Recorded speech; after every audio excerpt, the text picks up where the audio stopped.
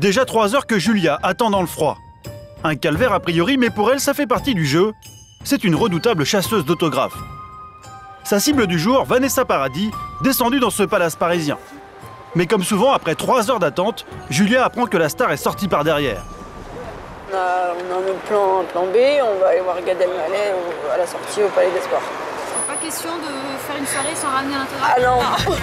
Une bonne chasseuse d'autographes ne se décourage jamais. Il est 22h30, Gad Elmaleh termine tout juste son spectacle et l'humoriste risque de sortir d'un moment à l'autre. Mais cette fois-ci, Julia n'attendra pas pour rien. Elle va s'assurer auprès du gardien que Gad Elmaleh a bien prévu de passer par la sortie des artistes, comme d'habitude. Bonjour. Vous savez pas quand il sort? Il viendra pas là? Alors? Ça sent mauvais. Ce soir, le comédien était pressé, il est sorti par une porte dérobée. Julia est déçue mais reste philosophe. C'est un risque à prendre et puis il y a des jours avec, des jours sans. Aujourd'hui, elle n'a pas eu de chance. Heureusement, la plupart du temps, sa persévérance finit par payer. Je vais vous montrer ma collection d'autographes. En 4 ans, elle a réussi à obtenir une centaine d'autographes. Et sa plus belle pièce, c'est celle-ci. Sarah Jessica Parker, rencontrée sur les Champs-Élysées. Je suis arrivée devant elle, je bafouillais, j'étais en transe en quelque sorte. Et je me suis mise à pleurer, tout ça, elle me regardait gentiment. Enfin, j'avais l'impression d'avoir un écran de télé devant moi. Oui. Ces autographes, Julia y tient comme à la prunelle de ses yeux. Car pour elle, ils représentent beaucoup plus que de simples signatures. Quand il nous signe l'autographe, la personne a l'impression d'avoir un petit morceau d'eux avec nous. Mais tenter d'approcher les stars pour obtenir un autographe, ce n'est pas de tout repos. Pour certains, il est plus simple de les acheter. Sur Internet, on trouve de nombreux sites dédiés à la vente de signatures célèbres, à tous les prix. 8 000 € pour une dédicace de Dalida, contre 15 € pour un autographe de Calogero. Mais attention à l'arnaque, les faux sont monnaie courante.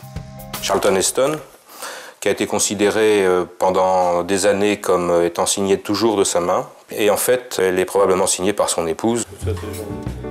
Une subtilité bien connue des experts comme Bruno. Sa mission justement, c'est d'authentifier les autographes et bien sûr de déceler les faux. Au départ, un simple hobby pour cet ingénieur, mais aujourd'hui il est devenu une vraie référence en la matière. C'est Thierry. Ça va ? Thierry est collectionneur. Il vient d'acheter 2 autographes, mais voilà, il a un doute. Oui. Dont un que je possède depuis à peu près 25 ans. Le premier autographe, c'est Vivienne Lee, la star américaine d'Autant en emporte le vent. Le deuxième, c'est celui d'Audrey Hepburn. Déjà, tu vois, rien qu'à la lumière comme ça, hein, en faisant briller, ça donne le sentiment que tout est absolument uniforme dans la signature. C'est pas très bon signe en soi. Dès le premier regard, Bruno tique sur la perfection de la signature. Trop uniforme pour lui, c'est mauvais signe. Pour plus de précision, Bruno va disséquer l'autographe à la loupe. C'est bien ce que je craignais. Hein. Il y a quelques petits signes qui ne trompent pas. Malheureusement, c'est un autopen. Hein. L'autopen, c'est cette étonnante machine née dans les années 40 aux USA. Munie d'un simple stylo, elle reproduit à l'identique n'importe quelle signature. Une contrefaçon que seul Bruno arrive à distinguer. L'autopen tient toujours le stylo à 90 degrés.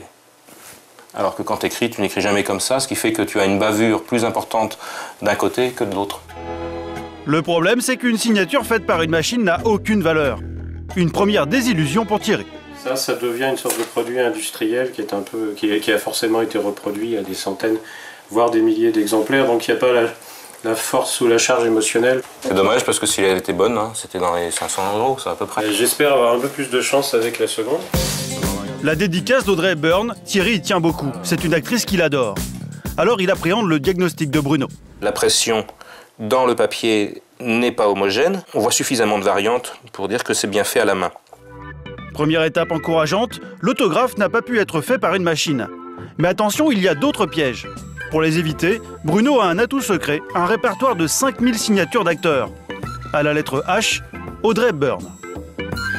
Ça tombe assez bien puisque j'ai 3 modèles en fonction de l'évolution dans le temps, avec également 2 secrétaires, 2 modèles secrétaires.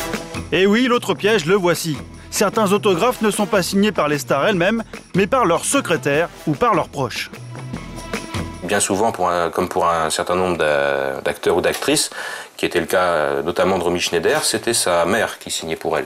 L'autographe n'a alors aucune valeur. la comparaison avec la dédicace de Thierry va être déterminante.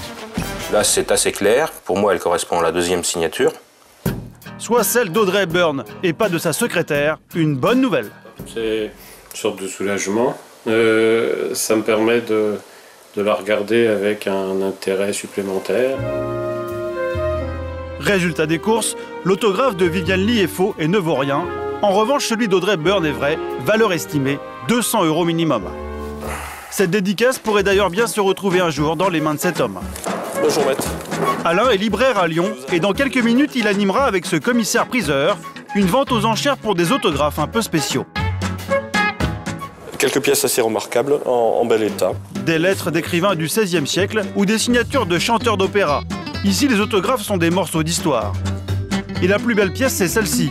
Une lettre de Paul Verlaine adressée à son éditeur. Alain espère en tirer un bon prix. On a peu de correspondance de lui, c'est de 2000 à 3000 €. Ces autographes, Alain les a récupérés auprès de collectionneurs qui espèrent se faire un peu d'argent, mais pas seulement. Certaines familles les retrouvent aussi dans leur grenier. Souvent, c'est des familles qui ont des cartons de documents en vrac, de vieilles lettres, et c'est un peu le travail avec l'expert d'aller farfouiller dedans. Et pour ces autographes d'un autre temps, les acheteurs viennent de toute la France. Des collectionneurs pour la plupart qui ont tenu à garder l'anonymat. Car ici, on peut dépenser beaucoup d'argent. 1350. Dans la salle, les prix grimpent vite. En quelques heures, 60 000 € d'autographes sont vendus.